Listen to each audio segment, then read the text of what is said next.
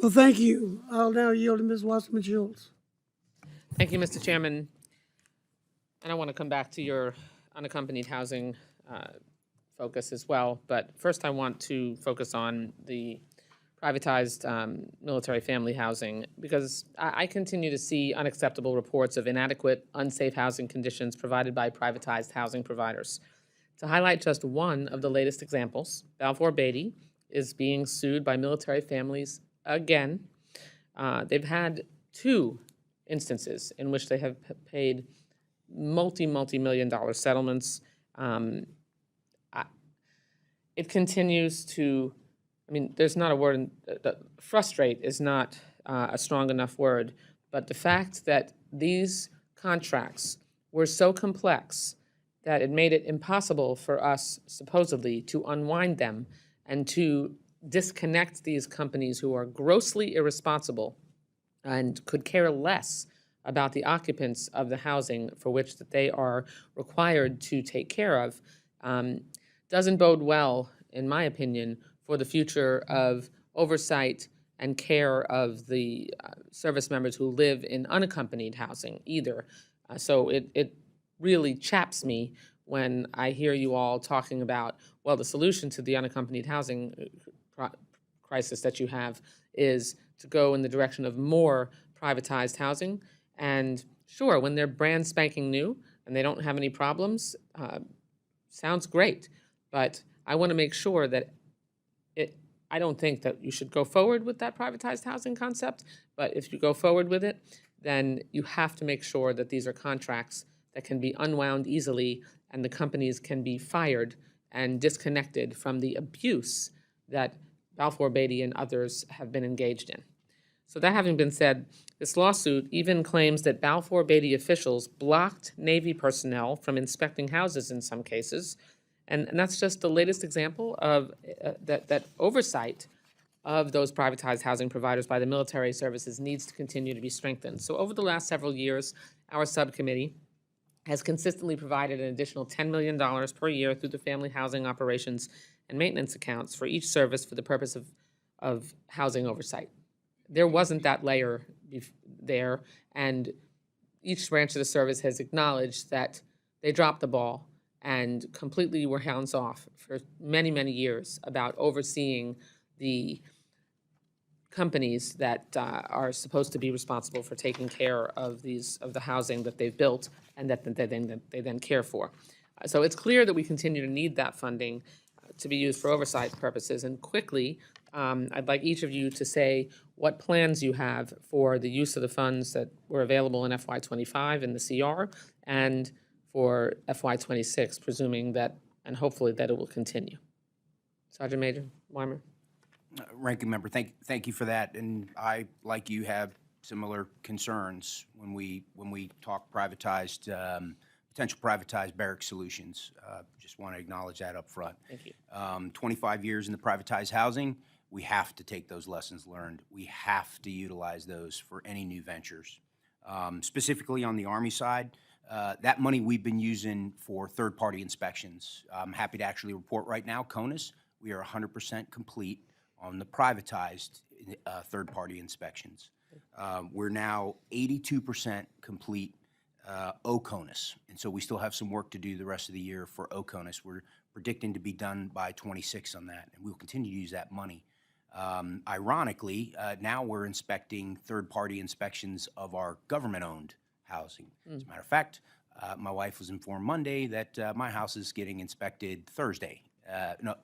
Wednesday or Thursday, and that they need 3 hours, and she had to schedule a block time.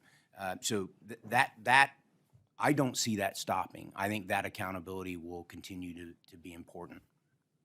And is there a layer of on-site military oversight? Someone that when the company isn't calling them back, when they're not able to get in touch with someone, do you have a military layer of responsiveness? Yes, IMCOM for us in the Army is that belly button, if you will, at every garrison across the stations. The 100% inspection work orders amendment, that's the latest for the accountability there. And I'm happy to report now that actual people that live in those houses are sending in their own pictures of the work before the work's done. And so there's tenant involvement in this to add another layer of accountability. Thank you very much. Master Chief? Ranking Member, I would start by saying I really do appreciate the 3 years that I've worked with you and the relationship we've had. You've always been a very honest and upfront broker with me, and I appreciate it. But more importantly, is that you've always made sure you put money, where you say that your priorities are, and you get after things. And so with this oversight, which is largely due to your efforts, we were able to hire an additional 200 employees across the Navy, first in Installation Command, to provide that type of oversight at the region level and across our installations. And then also 50 of those employees are hired by our Naval Facilities and Engineering Command to provide that type of oversight.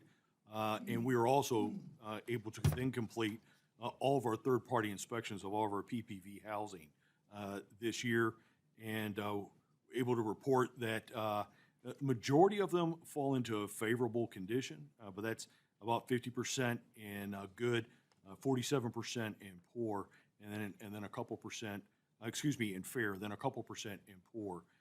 So we'll continue to provide that type of oversight and those inspections to hopefully improve our conditions with our PPV partners. I am a proponent of renegotiating all those contracts based off lessons that we've learned. I think that our business partner would do better if we could find a way to renegotiate those contracts. I know the government would be better served, and more importantly, our families and service members that reside in those housing would all be better served. Much as we have done with our privatized unaccompanied housing projects, we took those lessons learned when we negotiated those contracts and how we provide that oversight to ensure that there's good occupancy rates and that we're able to maintain the proper cash flow so that the partner has the solvency to maintain and to modernize those investments as necessary. Thank you. Thank you. Let me just stress that the chairman and I have been interchangeable over the last number of years, and we did all of those things together, and I appreciate his partnership. Chief, do you have any information on the report that the Navy was blocked from inspecting houses in some cases by Balfour Beatty? I do not have any information about any specific allegations. I do know that both the installation commander and their teams did go through all the housing down there at Key West. Our commander of Naval Installations Command has also visited and inspected many of those homes. We did a full inventory of all those homes and determined a certain portion of them to be uninhabitable, and Balfour Beatty paid for those members to be moved and placed in other homes or temporary housing as necessary. But I don't have any others information about maybe there were some more specific allegations that I'm not aware of. Could you look into that specific allegation for me? Yes, ma'am. Thank you, and I'll hold my applause for Balfour Beatty for the moment. Yes, ma'am. Yeah, if we can continue. Sergeant Major? Yes, ma'am.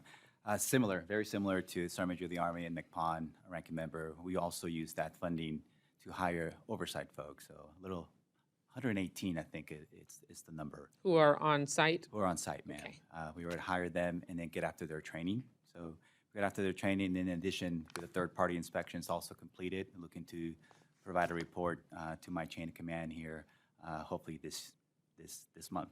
I hope that will be available. And for those that have those positions in place, have any of you had those positions subject to the civilian or military hiring freeze thus far? No, ma'am. No? No, ma'am. Okay. Ma'am, Chief? for our department, that I don't believe that is a categorical exemption, but we haven't seen any negative impact from the hiring freeze to report to you today. But some have been frozen? Yes, ma'am. If we have a vacant position, it's not exempt from the hiring freeze. Okay. But I don't know if there's any, but I'm not 100% sure that we have currently vacant positions that we're trying to hire. I can take that for the record, but I don't know if we have any that would be affected by the hiring freeze. But only the openings? Correct. Not people who are currently serving? Correct. As far, okay. And then, just with your indulgence, Mr. Chairman, I think we'll probably only have one round, and I do want to ask about sexual assault, because we can't address quality of life without discussing that scourge. And the services have all made an effort to address the issue, and we know that a lot more progress needs to be made. The 2023 DoD Annual Report on Sexual Assault found a decrease in the number of sexual assault reports of 5% across services from 2022. The 2023 DoD Workplace and Gender Relations Report estimates 29,000 service members experienced unwanted sexual conduct in 2023. That represented a decrease from the last report in 2021, which included an 8.4% drop for women in the active duty force. But there was one outside estimate done by the Costs of War Project at Brown University that estimated the real prevalence of assaults was over 73,000 in 2023. That's a pretty major discrepancy. The number of reported assaults combined with the DoD prevalence data suggest a reporting rate of about 1 in 4 service members who reported their assault to DoD officials. And I asked you all last year whether changes in the number of reported sexual assaults reflect a true change in the number of assaults, or whether those changes represent changes in service members' trust in the system and comfort level with reporting assaults. So if you can each tell me what steps you and your service have taken since last year to improve your insight into the sexual assault statistics collected, and what more needs to be done so that we can know that there's trust in the system of reporting, and that that we reduce the actual sexual assaults. Thank you, Ranking Member, for that quickly. And I appreciate the discussion we had in your office about this subject. Frankly, it is a little better, but it's not good enough. As a matter of fact, I think this is one of those forever things, much like suicide, that we'll battle forever, unfortunately, but it's worth it. So our team's taken a deep dive into the Cost of War Brown survey. Our Workplace and Gender Relations survey, that's an every 2-year survey. There's some pretty consistent reporting there over time. I don't want to debate the methodology behind the Brown, but we're deep diving that. And after our discussion, right now we do see some differences in how they're comparing data, but that's like statistics. We are doing a deeper dive on that because, again, to your point, if there's some there, we need to know about it. And so that's our commitment. Thank you. Based off that. Thank you. Master Chief. Ranking Member, I'd also like to thank you for your efforts in this space. Yourself and the chairman have provided us the necessary appropriations to hire our integrated primary prevention workforce, which has been those folks that are on the ground helping us better understand and solve some of our more complex issues in this space. I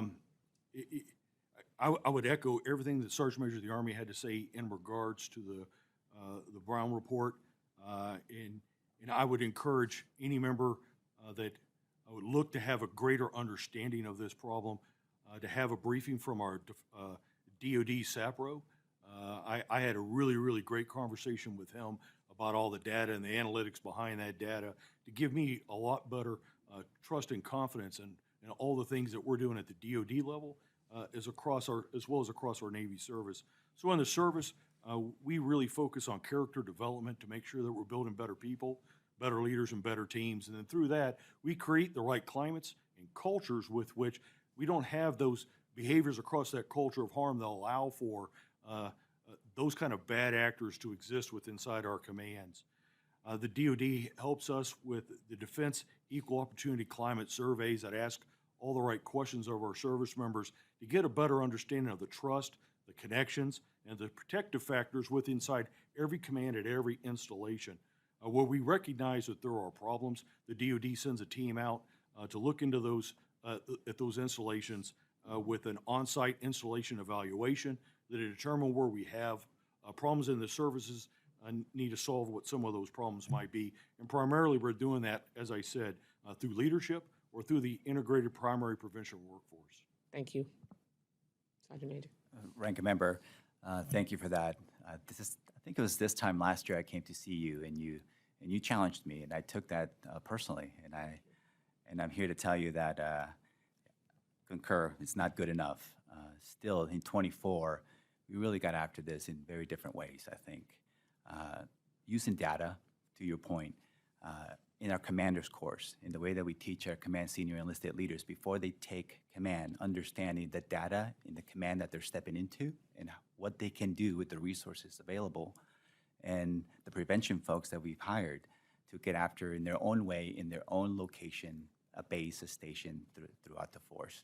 And this is why my initial opening comments about Marine Corps total fitness is so important to me, because it's about culture. It's about developing and strengthening those protective factors that we need to inject into our young people. Just because they graduate boot camp doesn't mean that they're done.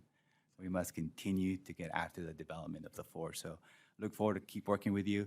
In 24, we did symposiums, forums, summits. We have not stopped getting after this issue, man, and we won't. Thank you. Ranking Member, thank you for the question. We continue to focus on this, and much like my colleagues, we are unsatisfied with any report of sexual assault or harassment in our service. It's counter to our culture and what we expect of all airmen in the professional arms. We've worked really hard, and we discussed this with you last year about prevention's way better than response. We want to get to the left of this problem. So we established contracts across the Air Force late last year in 2024 to modernize our prevention response training, and it's updated based off of peer-reviewed research on current policies, protocols, and strategies tailored to the different leadership levels that exist across the workforce, so we can identify concerning behaviors or emerging problems before it turns into a crisis. We've worked on our training and expanding our course evaluation measures across the enterprise, including, kind of like Sergeant Major mentioned, not just in basic training or our session pipelines, independent of how you join the Air Force, but through our professional military education for both officer and enlisted. So across the entire spectrum, we're launching out that new training through our PME spectrum through 2025. We're also focused on cyber harassment and technology-facilitated sexual assault and harassment. A relatively emerging concern, but we want to ensure we've got that addressed in our training as well. So we're really focused on the prevention aspects of this. We too have the integrated and primary prevention workforce effort underway. We've got over 1,000 people assigned to our installations across the Air Force already, specifically focused on integrated resilience, primary prevention, sexual assault response. And we are on track by FY27 to fill 100% of those billets across the Air Force as we grow out that requirement that came about from the Independent Review Commission. Thank you very much. We're continuing to focus on it, ma'am. We appreciate your continued advocacy as well. Thank you so much. Ranking Member Wasserman Schultz, thank you for the question. And we spoke about this last week when we had the chance to talk. You know, a lot of the initiatives that Chief Fossey talked about are Department of the Air Force initiatives that include both the Air Force and the Space Force. And to the integrated primary IPP workforce, I think we're about over 80% of staffed right now, and we're working towards that. But of course, right, those professionals that are able to do that, the market is really tight to be able to get the right people. And I think that was a lot of the discussion, is making sure that we have the right individuals with the right training who can help lead the service out of this scourge, which is sexual assault. And I think we all can agree, right, this has no place in our society, most importantly, has no place in the 1% of men and women who serve their nation to do that. We've made a lot of strides, you know, from a Space Force perspective, and we talked about this last week. You know, for the Workplace and Gender Relations Survey, 2023 was the first time that the Space Force was separately broken out, so we did get some data from that. One of the things that was kind of heartening that I think is a good sign was that the percentage of individuals who have faith in their local leadership, who understand, that feel that they are confident that they can talk to someone and say, you know, I'm being harassed or I was assaulted, or they feel safe at the workplace, was above the average across the services. But that was just one data point. You know, we look forward to other workforce surveys to make sure that we're trending in the right direction. But it's about making sure that this is not just a training challenge, this is a leadership responsibility.